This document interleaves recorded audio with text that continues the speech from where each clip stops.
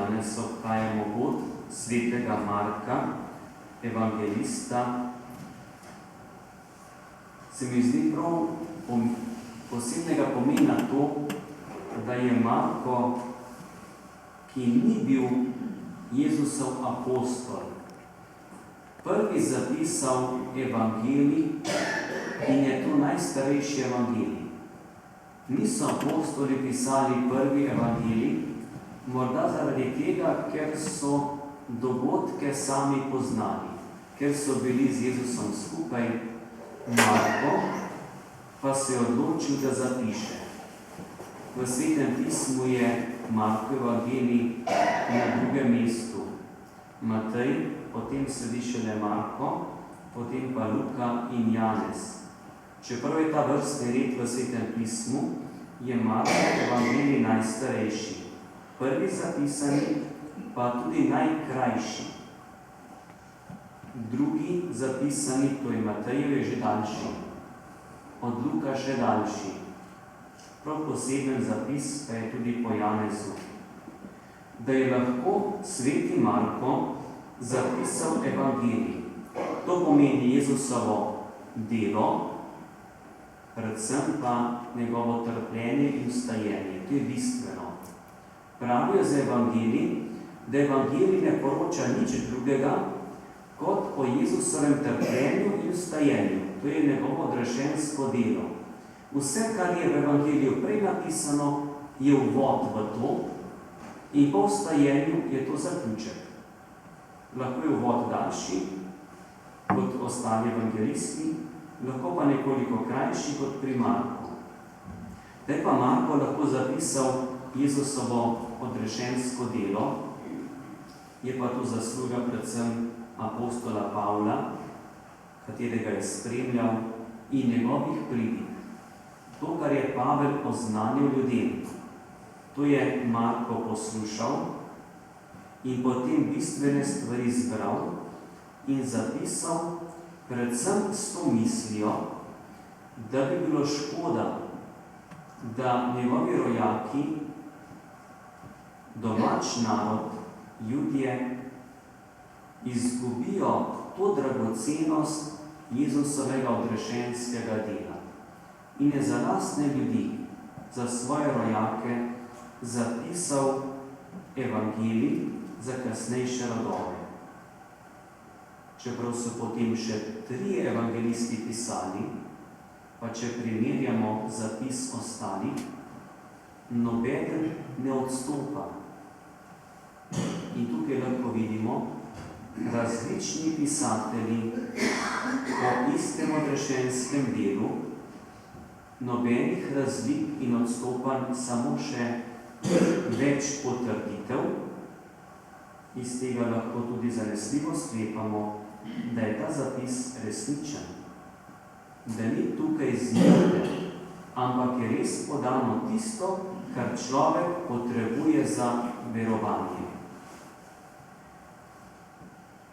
Sveti Marko, ki je evangelist, je tudi nam lahko v spodbudo in zgled, čeprav z Jezusom telesno ne živimo, ker je že toliko let minilo, pa kljub temu preko vseh teh zapisov, ki jih imamo kot izročilo cerkve ali kot bogastvo vere, lahko tudi sami napredujemo v veri.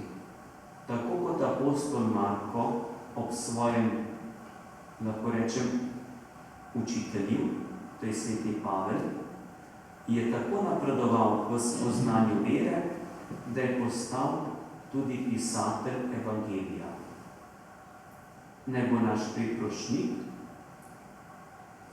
za naše življenje, za našo vero, pa tudi za blagoslov našega dela, za varstvo pri delu in za iskrene, dobre in prijateljske medsebojne odnose. Zakaj to poudarjam? Ko je bil apostol Pavel skupaj z Markom, pa tudi z Barnabom, veste, po človeški plati, čeprav so svetniki, je prišlo tudi do nasproti. nesoglasij, tudi med Pavlom in Petrom. In prav v tem so iskali pravo skupno pot.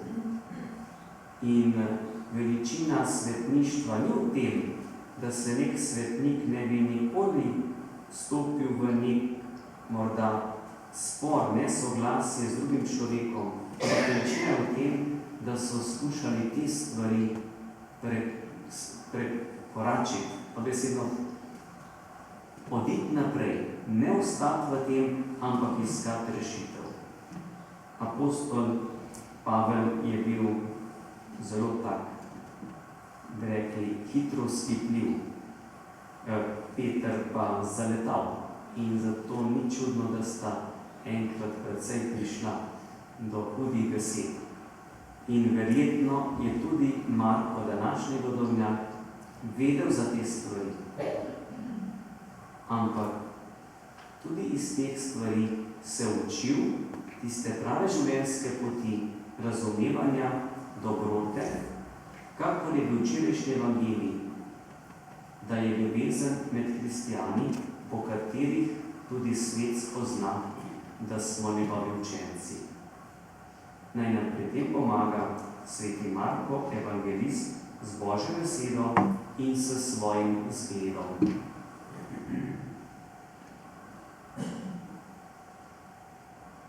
Bratje in sestre, praznik apostolov in evangelistov naj bi v nas vnemali posebno ljubezen do Božje besede.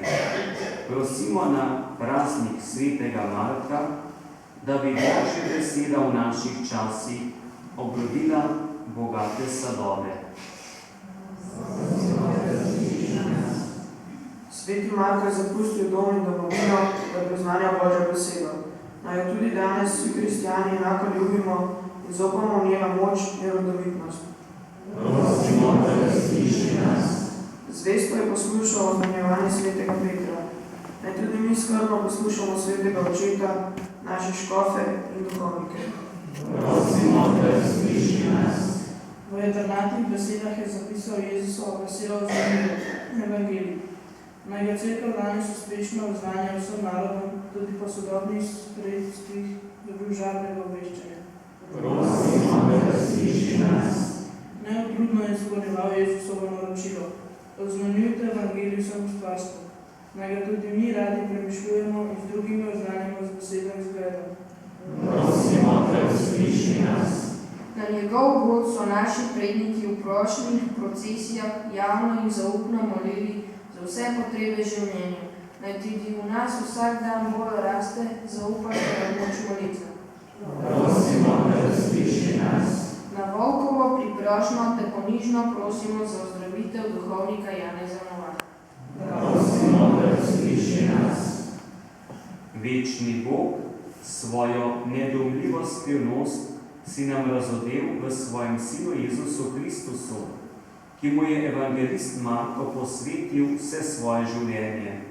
Usliši sedaj naše prošnje, da te bomo tudi mi po evangeliju vedno bolj poznali in ljubili ter prišli v tvojo slavo po Kristusu našem Gospodu.